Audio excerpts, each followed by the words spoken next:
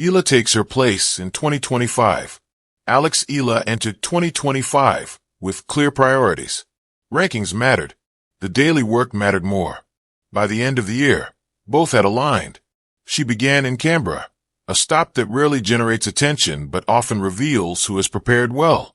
Eala reached the semifinals, an early signal that her off-season work had carried through to competition. The shift from promise to presence came in Miami.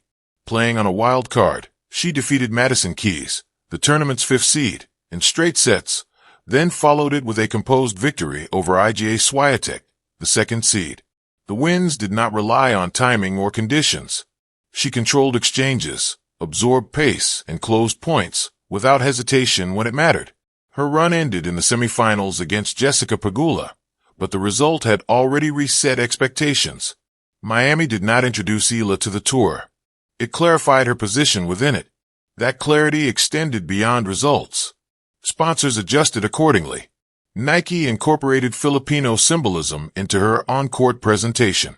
Globe, which had supported her since childhood, now had a player competing deep into major tournaments. The framing shifted from long-term development to current competitiveness. In Rome, Eala added doubles matches alongside Coco Gauff, using the opportunity to sharpen decision-making at net and improve point recognition under pressure. It was development work, not exposure, the kind players take on when they know what they still need. On grass, she reached her first WA final in Eastbourne. She held championship points before falling in a deciding set tiebreak. The loss did not linger. It clarified margins. A mid-season shoulder issue required time away from competition. Eala returned to Mallorca and the Rafa Nadal Academy, where she rebuilt timing and adjusted mechanics. The pause was quiet and functional. No public reset, just recalibration, done away from view. The payoff came in New York. At the US Open, Eala earned her first main draw victory at a Grand Slam, becoming the first player representing the Philippines to do so in the Open era. She defeated Clara Towson in 3 sets, rallying from a deficit in the final set and closing a prolonged tiebreak with measured shot selection. It was not symbolic. It was structural, the kind of win that steadies a season and doesn't disappear. Guadalajara followed with her first professional title, a WTA 125 event.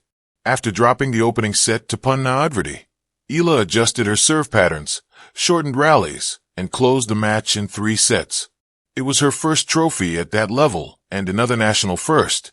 By autumn, she had entered the top 50. The ranking altered the architecture of her schedule, direct entry into tournaments, improved draws, and fewer early round compromises.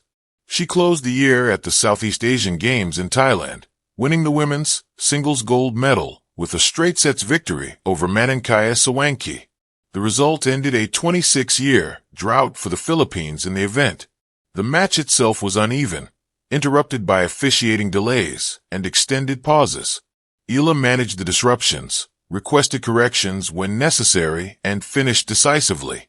She also contributed medals in team and mixed events.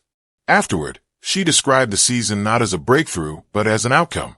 "It has been an amazing year for me and my team," Eala said. "Our goal was to end this year in the top 100, and we exceeded it, landing at 50. The year 2025 has been even more special with me ending it by winning the gold medal in the Southeast Asian Games. Playing alongside all the other Philippine athletes is always a treasured experience, and I am grateful and humbled that I get to play for this important regional sports event for the country." The goals were clear. The results followed. Eala's 2025 did not hinge on a single result. Miami was not an anomaly. New York was not a one-off. Guadalajara was not a favorable draw. Across surfaces and settings, the performances held. The questions now are procedural rather than speculative. How deep can she go at a major? How consistently can she convert finals? How quickly does the ranking move from threshold to fixture? She did not break through in 2025.